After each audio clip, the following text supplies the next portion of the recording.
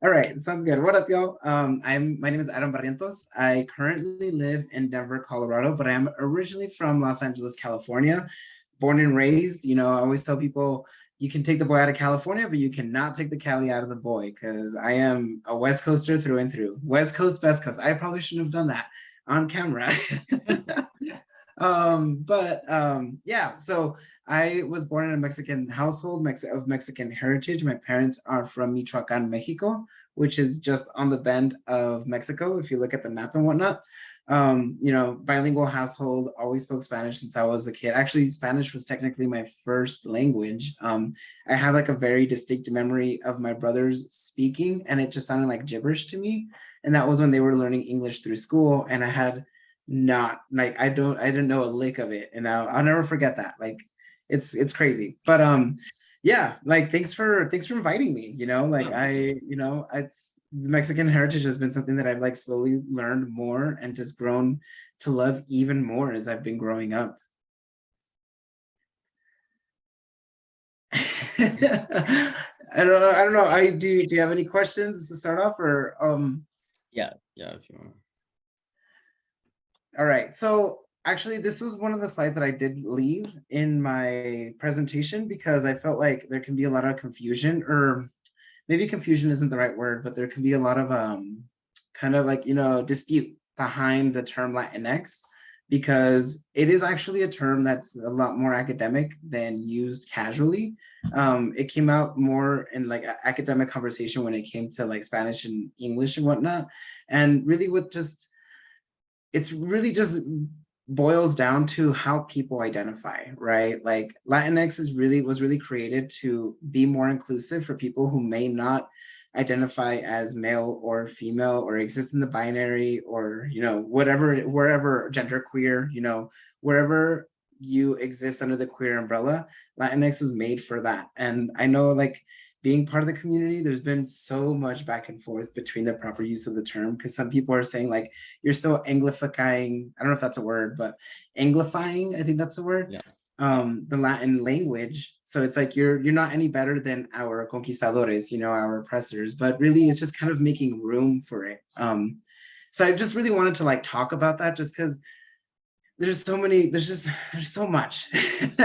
so much to unpack, and I feel like everybody's just kind of like attacking each other because they're trying to defend themselves, when it's just, in reality, we're just trying to create an inclusive space, right?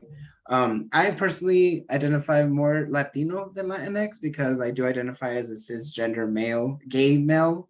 But that's just me, like whenever people ask, I'm like, yeah, I'm Latino. I also wanted to highlight Hispanic, for the reason why Hispanic isn't as widely used for the celebration of this month. I know, like you mentioned, Gabriel, Yeah. that it starts because a lot of Latin American countries celebrate their Independence Day around September 16th. I know people get really confused because it's like the middle of the month and it's like not traditional, but I think it makes it special. But that's just Yeah. me. But anyway, the term Hispanic usually just comes from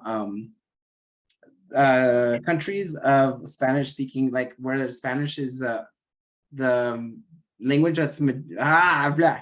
Let me get my words.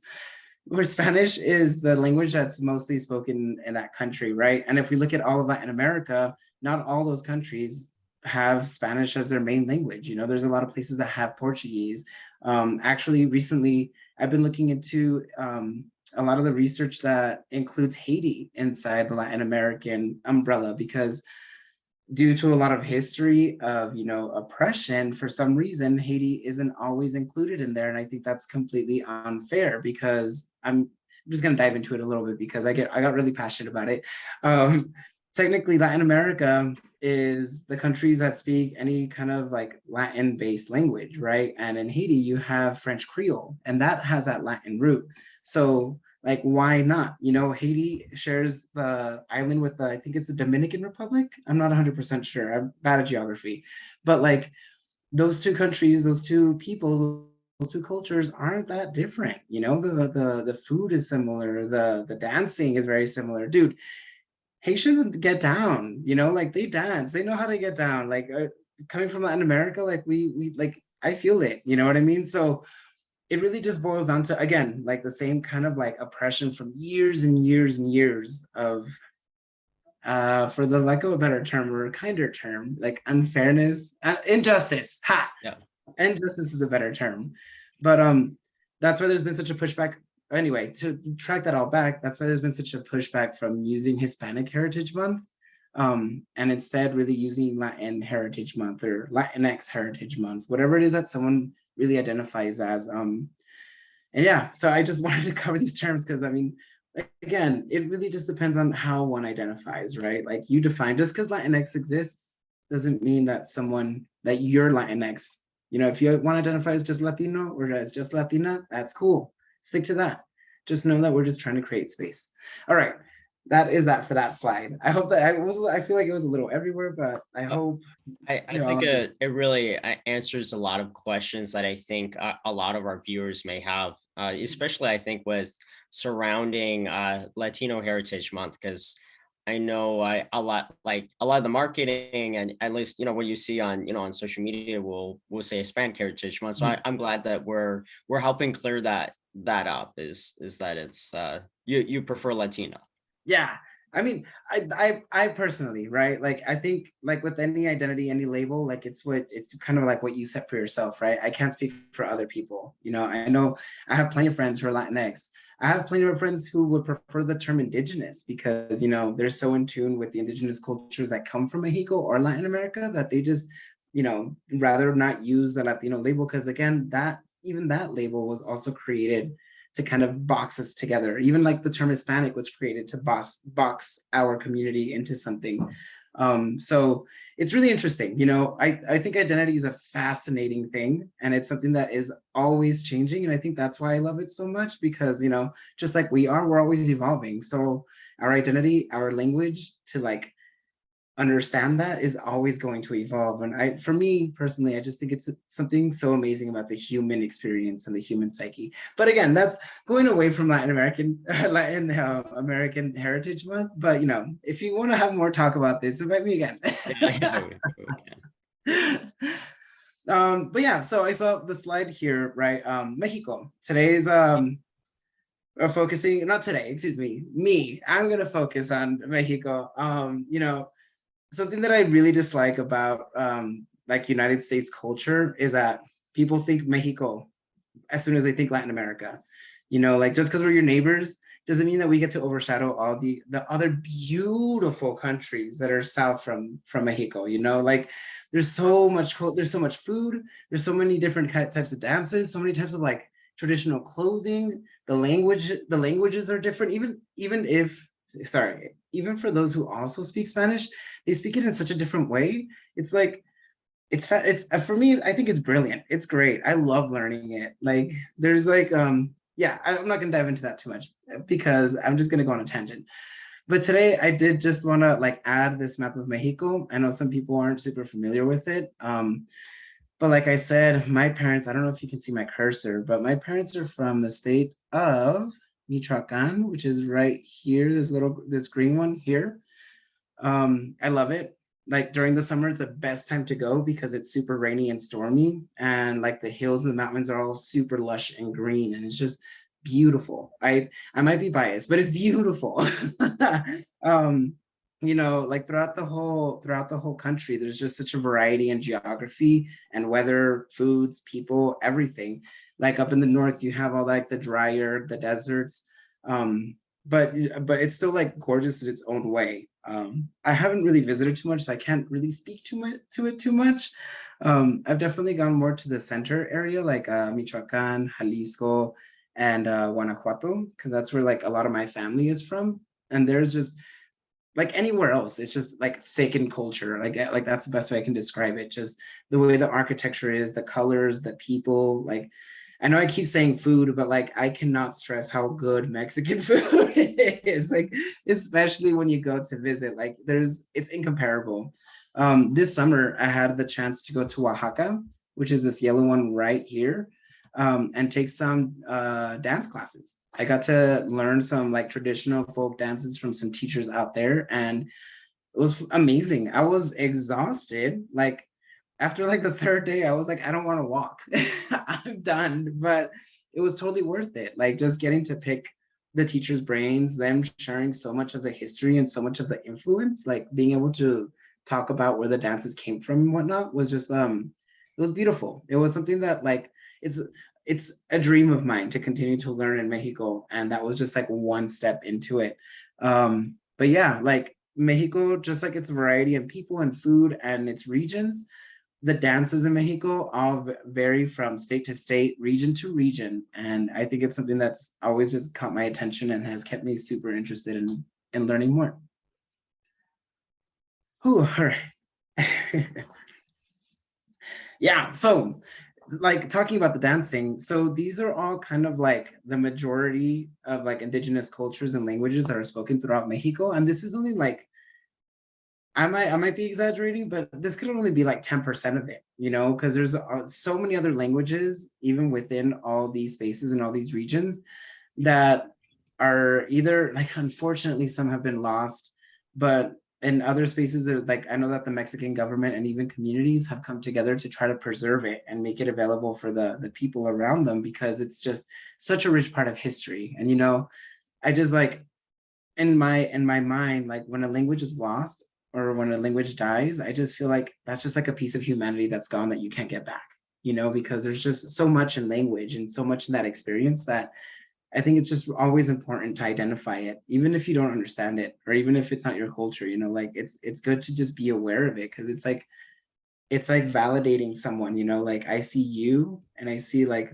that's your experience. And I think it's a beautiful thing in my opinion. But I really wanted to highlight these because a lot of Mexican folklorico has roots in these indigenous like ancient dances, you know, like often, and I think I have a slide after this, but there's just a lot that was grabbed from, not grabbed, I can't say that, influenced, grew from it. I'm not going to say influence, it grew from it. Like it like branched off, right? Like some of the dances are still preserved, some of them are still done in their way in their communities. However, you know, there are other artists, like anything that artiste, I guess, like any art, right? It always evolves, it always grows into a different kind of expression, because you know, people find new ways to express themselves and put themselves out there. But I really just wanted to make sure that like we identify and understand that foundation for Mexican folklorico is in these indigenous dances and identities. Well, thanks for sharing that. I think this map is really cool. Just sharing a little bit of you know, the a small number of the all the cultures and cultural dances that are represented here.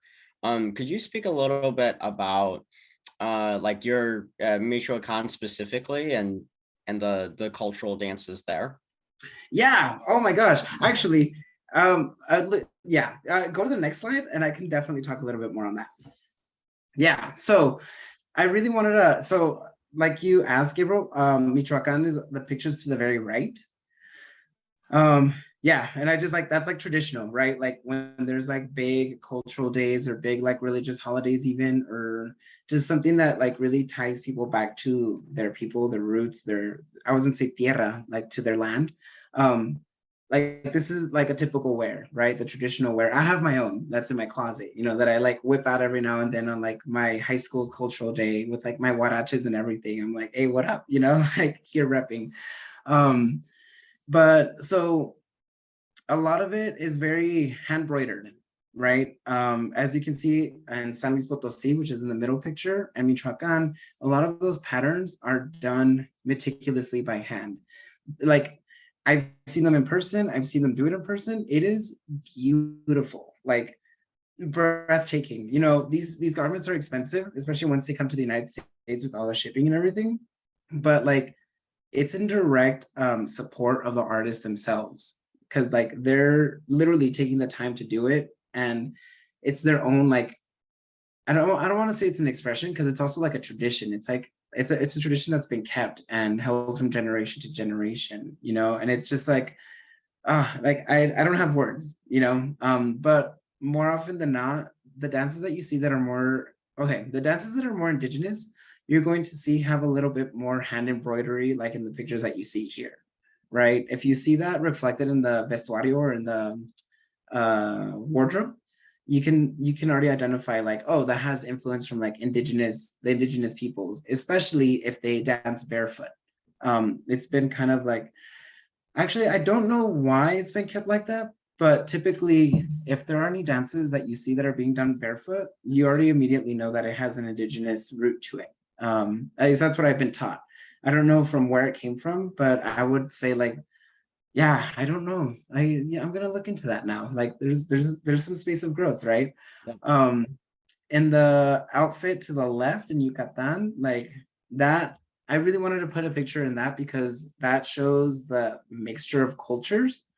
I'll talk a little bit about that in another slide, but like you have the embroidery, you have the very like Spanish influenced dress, you have like the jewelry from that, you have the rebozo, which is that, what do you call it, the shawl, right? That also was carried over from Spain. And it's just like, I just really like it because I think it's the right reflection of like how Mexico is so mestizo. And mestizo is a term that's used because it's a mixture of the indigenous and the European and made into a new identity. And that's usually what the Mexican people identify themselves as, because it's like a conglomerate of both cultures put together. So like in highlighting how indigenous I guess symbols are reflected in the wardrobe, I really wanted to make sure I put this one of Yucatan because I think it kind of shows how it's still preserved, but still also kind of like morphed into something new, into its new identity.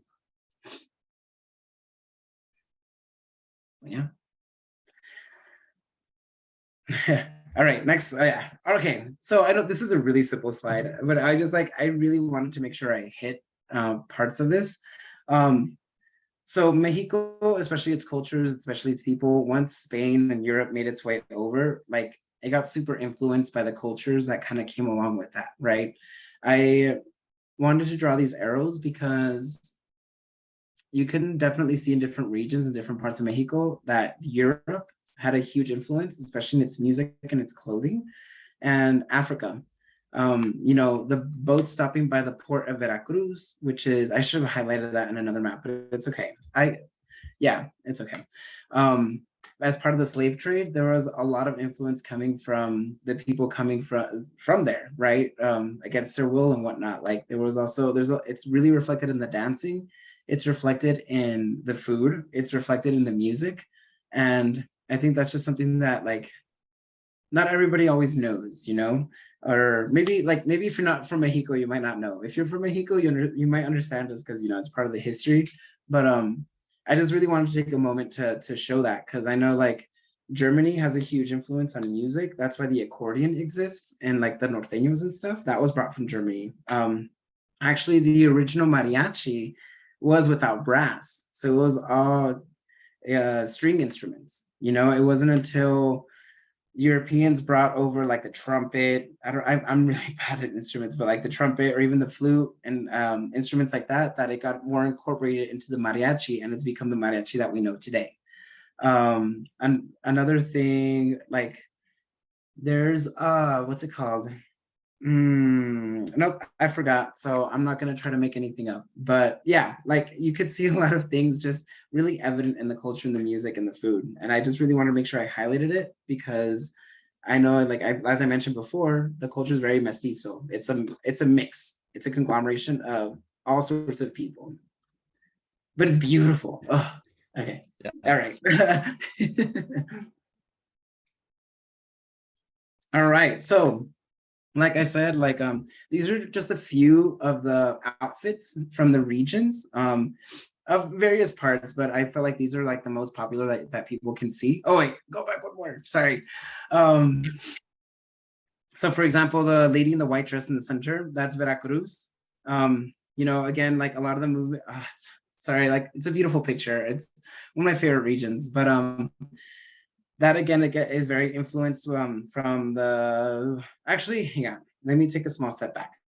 So folkloric overall, I don't know if you've ever seen it, but there's a lot of footwork into it, right? A lot of heel, a lot of toe. There's very intricate movements with the feet. And that also was influenced from Spain, from the Spanish flamenco, right? Like even if you look at the shoes that we use in Mexico and the shoes that flamenco dancers use, basically one and the same. Maybe some slight differences here and there depending on the dances, but like the same thing with the heel, with nails and the heel and the toe of the shoe to accentuate those movements. But yeah, I just really wanted to like showcase some of these outfits and whatnot, because I mean, it's like, it's beautiful to me. They're some of my favorites. Maybe I'm a little biased in these pictures because these are some of my favorites. But you have the dress from Veracruz in the white. That's a coastal state. So both men and women wear mostly white, like to reflect the heat from the sun and stay kind of cool. Even the skirt is a little translucent, so it doesn't get like, it's not too hot, right? I can go more into the dancing, but I could be here for like hours. And then to the right is Jalisco. That's the one that I think everybody mostly sees, right? Like the big dresses with the ribbons across and whatnot. You see them flipping it around, and the guys are wearing the mariachi outfit. And that's just like, that outfit is just kind of like a staple of Mexico, and it's kind of like, it's created to represent and reflect the colorful culture that exists.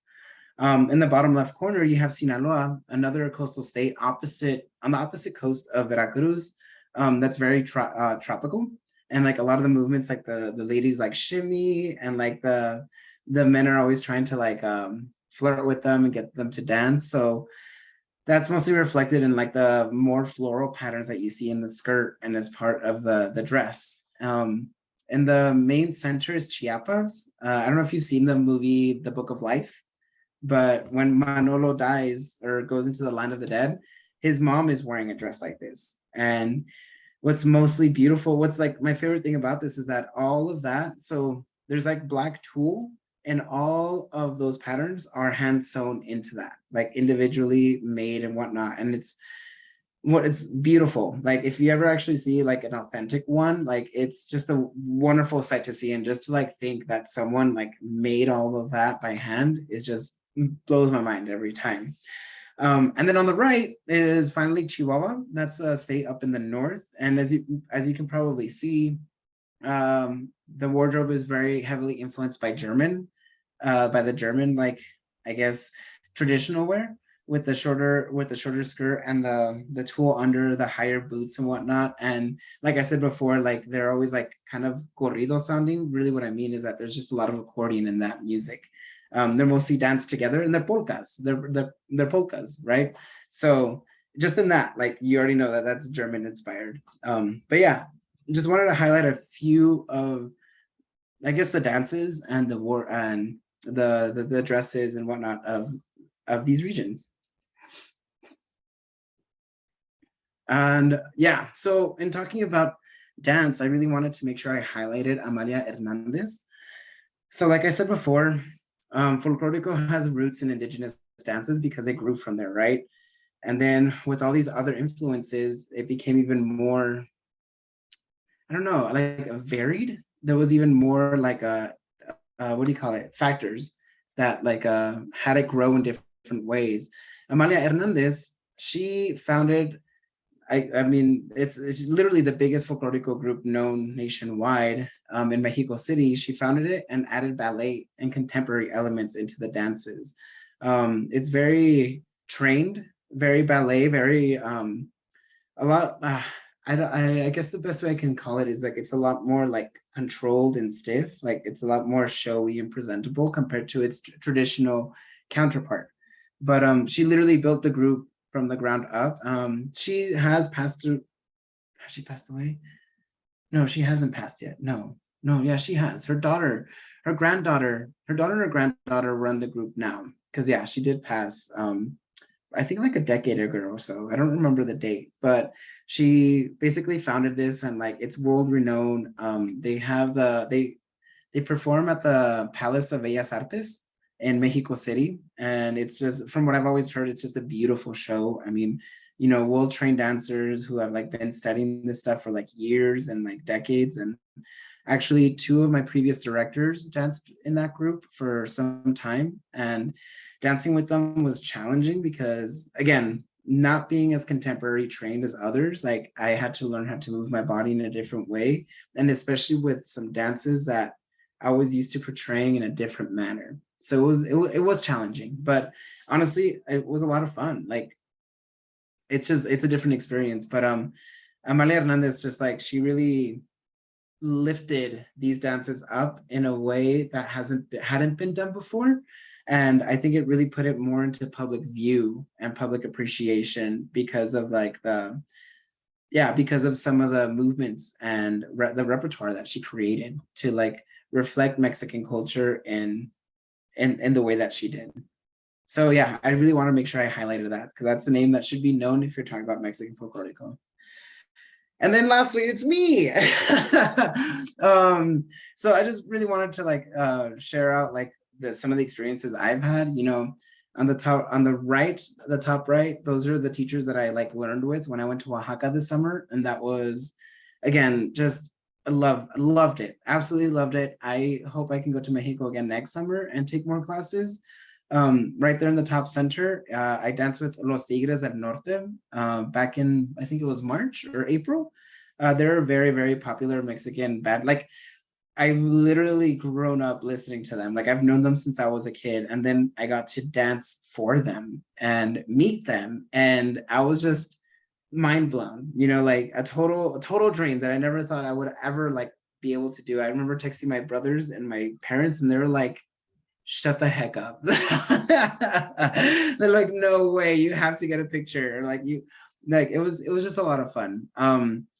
Yeah, and I just really wanted to highlight like some of the teachers that I've had down in the where everybody's wearing all black. Like, she was a teacher from Veracruz that went to California. I flew out to California to take a class with her, and she was just so much fun. She taught us a lot of African Veracruz like kind of movements and music, and it was just a blast.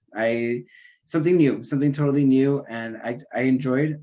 Next to that picture to the right are my parents, who have like, as I was dancing back in California, they never missed a show, and like I owe them my heart, my love, my spirit, like my dedication to life and enjoying it. Like, they have been nothing but amazing.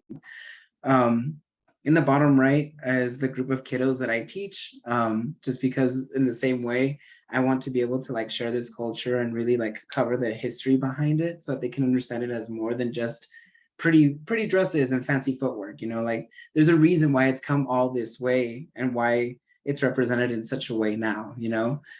And then honestly, I just added that top left picture because it's one of my favorite pictures for performance from Dia de los Muertos. And we were performing from Michoacan. So, you know, in the traditional outfit, like, it's just like, yes, that's like where my parents are from. And then in the bottom left, we danced at Disneyland one year, and that was just a lot of fun. Disney World, excuse me, not Disneyland. Oh. Yeah, Disney World, and it was just a lot of fun. It was hot as heck, and I was sweating bullets like I've never sweat before, but it was a joy. It was a joy to be a part of. But yeah, I just like wanted to share that. Like, I just really enjoy dancing, and I just always continue to look for opportunities to continue growing and learning. And I just really hope it doesn't slow down anytime soon, because it's been great. And